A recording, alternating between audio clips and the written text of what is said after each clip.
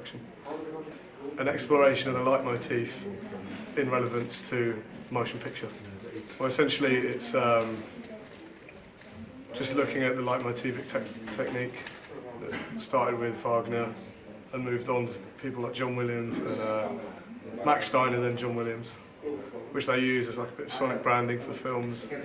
So it basically pulls films together by using music, tells a story by using music, like sort of subconsciously. So it's pretty cool. For my project, I researched firstly with Richard Wagner, who was like an opera guy, who first coined the technique or pioneered the technique of the leitmotif. And then I moved forward onto people like John Williams, Max Steiner, Howard Shaw, just to see, it was more case studies, see how they implemented leitmotif into their films. And I found that during the Star Wars, like John Williams, all the Star Wars saga, he used it pretty in-depthly to tie characters together, to tie, especially like the Force theme. The Force theme like is used to whenever the Force is prevalent in the story. So I don't know, it's it just ties everything together nicely and makes it one big unit of art, essentially. I use my findings to influence the compositions in my portfolio. So I was doing a original soundtrack for a film that actually exists, not just a hypothetical film.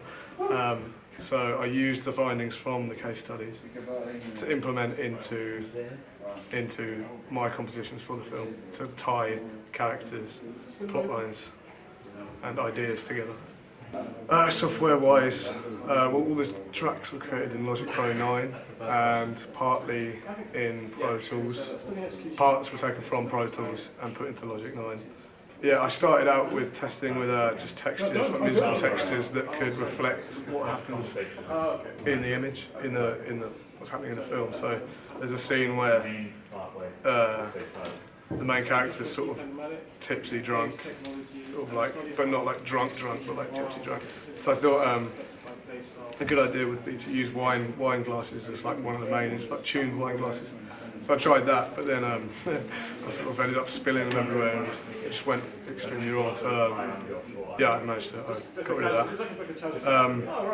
Other than that, it was mostly just testing with melody, with a piano, and just deriving between me and the director like what we actually wanted from the film than what we wanted from the soundtrack. I made 15 minutes of music comprised of 4 tracks. So we had the intro track for the film, and then there's a big old montage in the middle. Sorry, it was like that's about a 3-minute track in the middle, and then a track for the sort of sentimental drunken moment I was just talking about, and then for the end scene, which has to be really obviously big end scene. So there's 4 tracks, one of which is 9 minutes long because it evolves loads. So it's kind of almost 4 tracks in itself. It just evolves over 9 minutes. Yeah, and it slots perfectly into the film. Well, I learned how to tie a story together using music, and I think in the line of work I want to go into, that's going to be extremely useful. So,